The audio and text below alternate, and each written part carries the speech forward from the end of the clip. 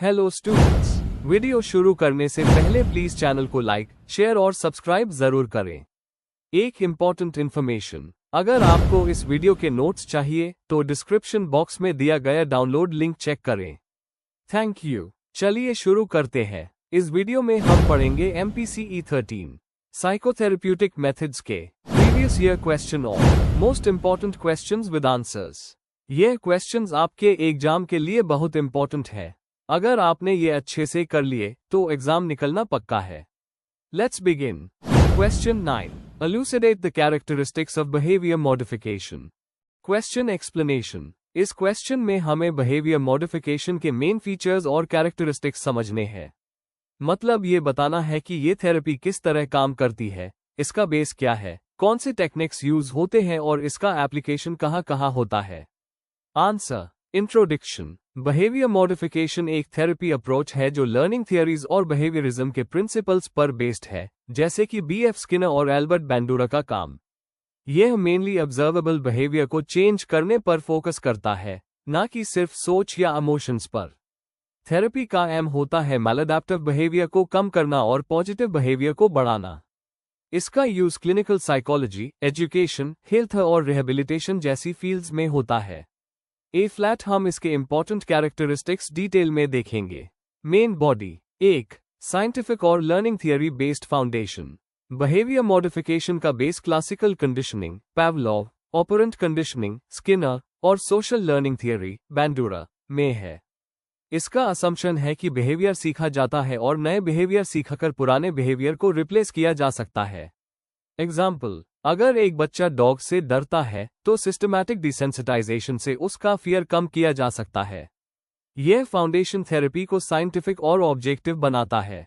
2. Observable और measurable behaviour पर focus.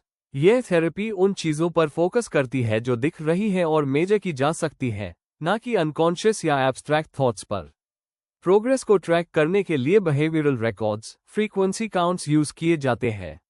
Example, homework complete करना 5 दिन एक वीक में एक मेजरेबल गोल है जो मोटिवेशन को ऑब्जेक्टिवली चेक करता है।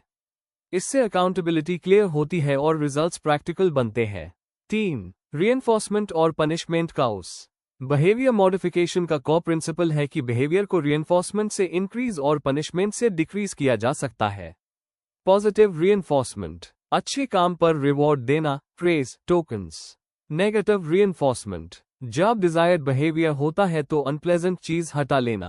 पनिशमेंट, गलत बिहेवियर को कम करने के लिए अवर्सिव कॉन्सिक्वेंसेस देना। एग्जाम्पल, क्लासरूम में टोकन इकोनॉमी सिस्टम जहां बच्चे पॉइंट्स अर्न करके प्राइजेस लेते हैं। इस सिस्टमैटिक रीइंफोर्समेंट की वजह से थेरेपी काफी इफेक्टिव बनती है। 4. गोल ओरिएंटेड और स्ट्रक्चर्ड अप्रोच। थेरेपी हमेशा स्पेसिफिक गोल्स के साथ स्टार्ट होती है जो स्मॉल और अचीवेबल होते हैं। एक क्लियर ट्रीटमेंट प्लान होता है जिसमें रीइंफोर्समेंट शेड्यूल और एवैल्यूएशन मेथड डिफाइंड होते हैं। एग्जाम्पल, वेट मैनेजमेंट प्रोग्राम में रोज 20 मिनट वॉक करना एक स्ट्रक्चर्ड स्टेप हो सकता है। यह स्ट्रक्चर्ड अप्रोच प्रोग्रेस को स्टेप बाय स्टेप बनाता है। 5. एप्लीकेशंस अलग अलग सेटिंग्स में। क्लिनिकल, फोबियाज, एडिक्शंस, एंजाइटी और developmental disorders. Education, classroom behaviour control, ADHD management. Health, dementia patients की सेल्फ केयर इंप्रूव करना, हेल्दी हैबिट्स बनाना।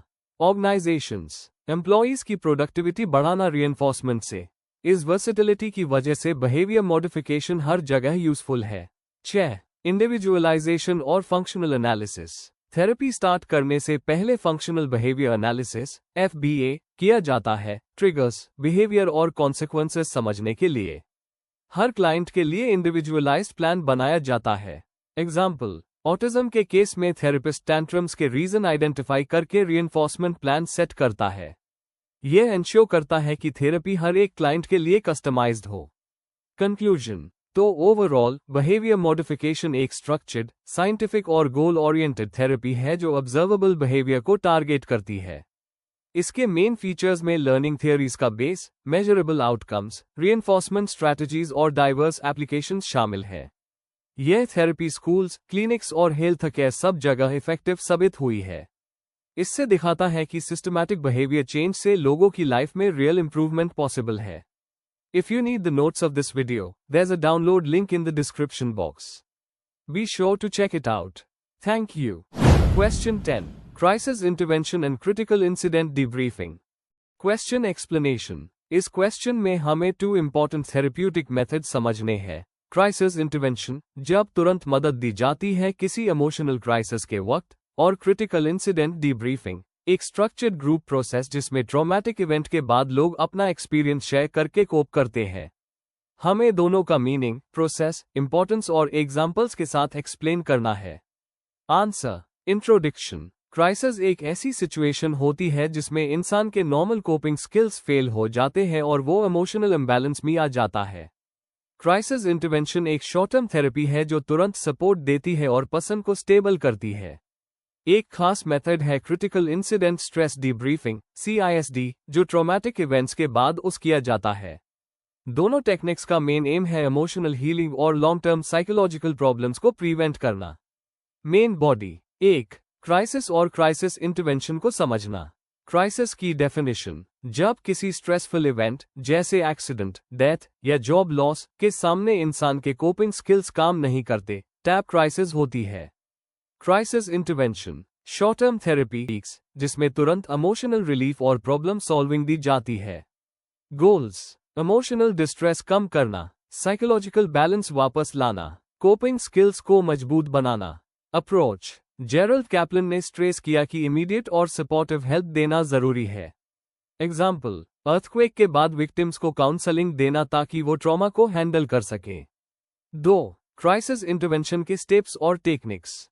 स्टेप्स यूजुअली होते हैं. असेसमेंट. क्लाइंट की कंडीशन और रिस्क जैसे सुसाइडल थॉट्स एसेस करना. Rapport building. एम्पैथी और एक्टिव लिसनिंग के थ्रू ट्रस्ट बनाना. Identifying problem. रियल इशू को क्लियर करना. Exploring coping strategies. क्लाइंट की स्ट्रेंथ्स और सपोर्ट सिस्टम्स का यूज करना. एक्शन प्लान बनाना. छोटे छोटे अचीवेबल गोल्स डिसाइड करना. फॉलोअप. क्लाइंट की प्रोग्रेस मॉनिटर करना. टेक्निक्स में साइको एजुकेशन, रीअश्योरेंस, ग्राउंडिंग और सोशल सपोर्ट इंक्लूड होते हैं.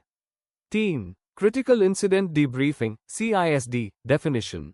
एक स्ट्रक्चर्ड ग्रुप मीटिंग जो ट्रॉमेटिक इवेंट के बाद होता है. पर्पस. PTSD प्रिवेंट करना और रिकवरी प्रमोट करना.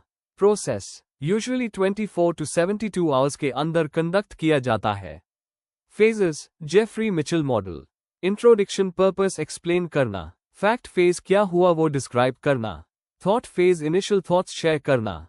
रिएक्शन फेज सबसे ज्यादा इमोशनल रिस्पॉन्स एक्सप्रेस करना. Symptom phase stress related symptoms discuss करना. टीचिंग फेज कोपिंग और रिलैक्सेशन टेक्निक्स बताना. री-एंट्री फेज क्लोजर और फ्यूचर रिसोर्सेज देना. एग्जाम्पल. प्लेन क्रैश के सर्वाइवर्स और रेस्क्यू टीम के साथ CISD कंडक्ट करना. 4. इंपॉर्टेंस और एप्लीकेशंस. PTSD prevention. दोनों मेथड्स लॉन्ग टर्म ट्रॉमा को कम करते हैं. फंक्शन रीस्टोर करना. लोग वापस अपनी normal life, work, school, family में जल्दी लौट पाते हैं. सेफ स्पेस प्रोवाइड करना. लोगों को अपने इमोशंस ओपनली शेयर करने का मौका मिलता है. Applications.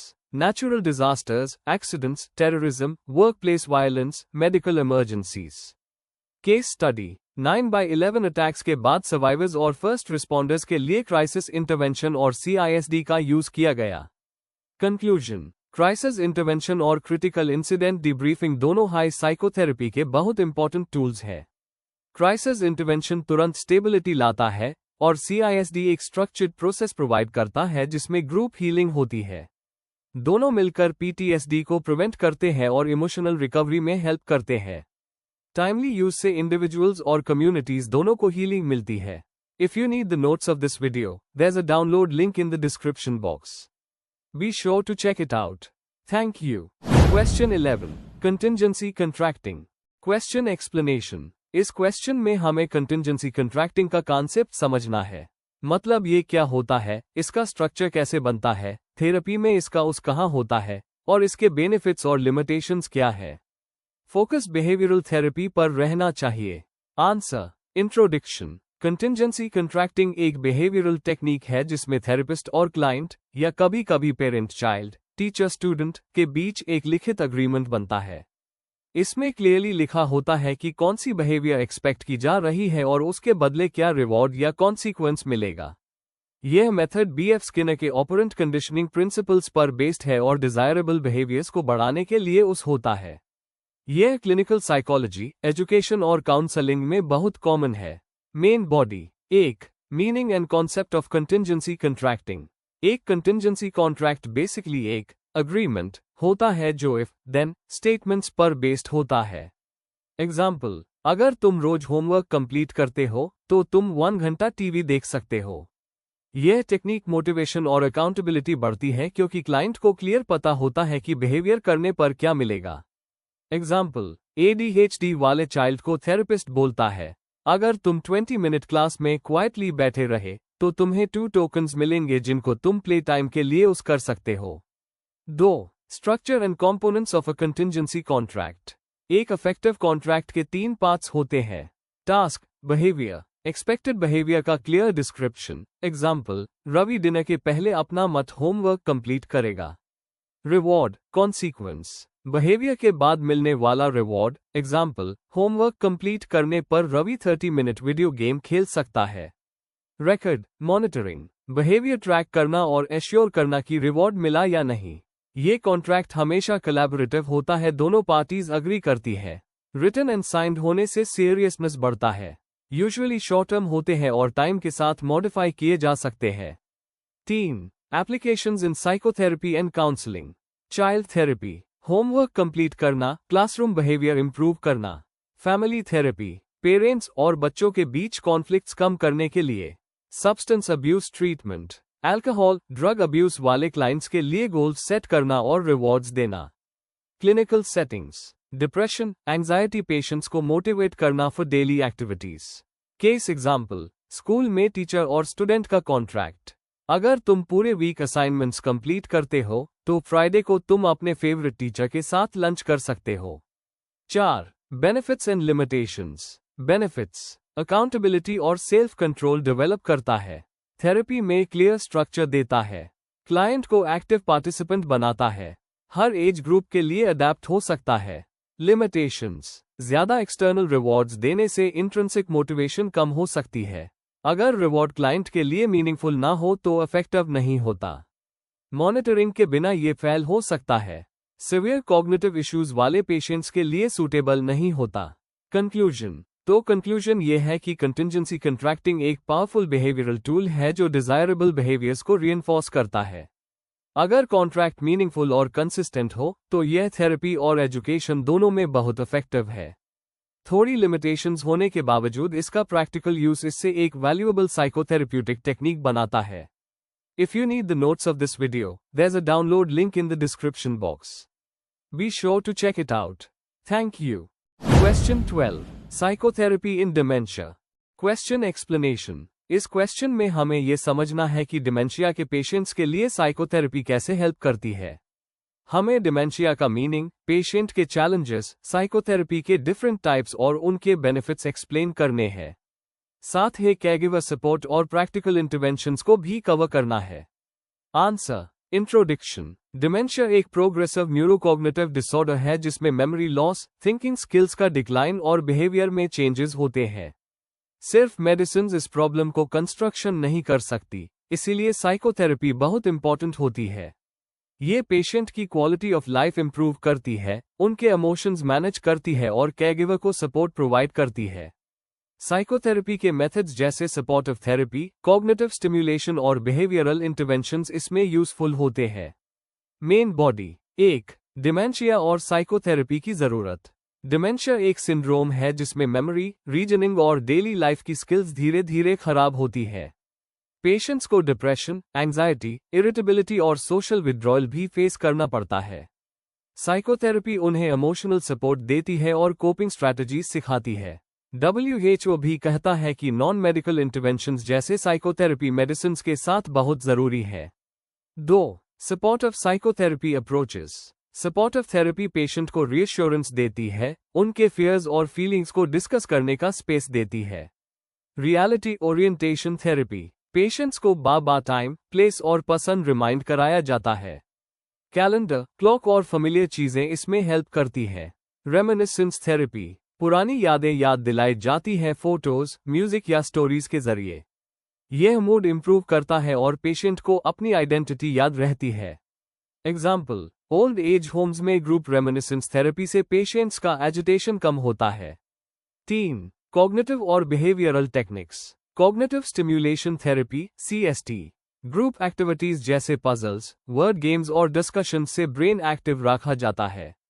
CBT cognitive behavioural therapy early stage dementia patients में डिप्रेशन और एंजाइटी को मैनेज करने के लिए होता है। रिलैक्सेशन और नेगेटिव थॉट चेंज करना इसके पार्ट्स है। बिहेवियरल मॉडिफिकेशन कंटिंजेंसी और रिवॉर्ड सिस्टम यूज करके अग्रेशन या वांडरिंग जैसे प्रॉब्लम्स को कम किया जाता है। एग्जाम्पल, जब पेशेंट कामली बिहेव करे तो उन्हें रिवॉर्ड करने से अग्रेशन कम होता है। 4. फैमिली और कैरगिवर सपोर्ट। कैरगिवर्स को स्ट्रेस और बर्नआउट बहुत ज्यादा होता है। थेरेपी में उन्हें साइको एजुकेशन, स्ट्रेस मैनेजमेंट और सपोर्ट ग्रुप्स प्रोवाइड किए जाते हैं। फैमिली थेरेपी कॉन्फ्लिक्ट्स कम करती है और कम्युनिकेशन इंप्रूव करती है। एग्जाम्पल, जब कैरगिवर्स प्रॉब्लम सॉल्विंग टेक्निक्स सीखते हैं तो पेशेंट की आउटबर्स्ट्स भी कम होते हैं।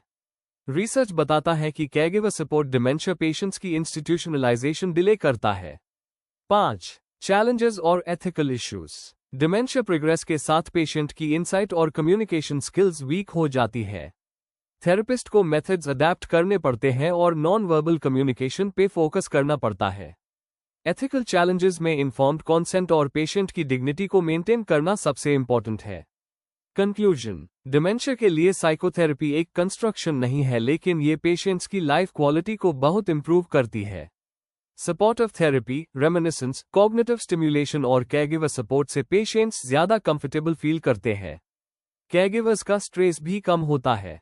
मेडिकल और साइकोथेरेप्यूटिक दोनों इंटरवेंशंस मिलकर डिमेंशिया केयर को होलिस्टिक बनाते हैं।